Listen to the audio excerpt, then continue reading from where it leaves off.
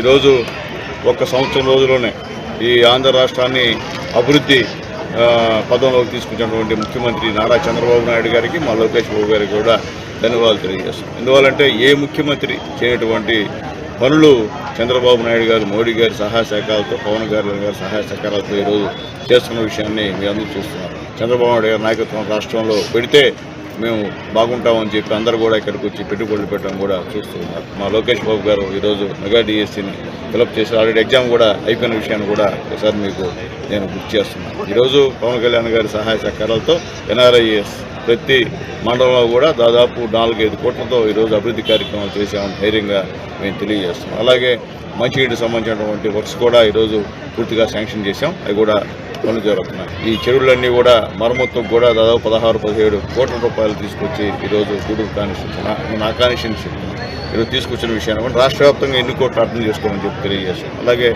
R&B road గత గవర్నమెంట్లో ఎక్కడ కూడా ఒక్క రోడ్డు పైన తట్టడం మట్టి కొన్నటువంటి వైఎస్ఆర్సీపీ గవర్నమెంట్ తెలుగుదేశం పార్టీ గెలిచిన క్షణంలోనే మొత్తం రోడ్లన్నీ కూడా ఈరోజు R&B రోడ్లన్నీ కూడా మరమ్మతులు చేసిన విషయాన్ని కూడా ఒకసారి గుర్తు చేస్తున్నాం. బియ్యాన్ని అన్యాయంగా అమ్మేస్తున్నటువంటి దాన్ని కూడా పవన్ కళ్యాణ్ గారు, నాదెళ్ల మనోహర్ గారు పట్టుకొని అది మొత్తం ఆ యొక్క సిస్టాన్ని రద్దు చేసి ఈరోజు డీలర్లకే రేషన్ బియ్యం ఇచ్చిన విషయాన్ని కూడా ఒకసారి గుర్తు చేస్తున్నానని చెప్పి నేను మీ అందరికి కూడా తెలియజేస్తున్నాను.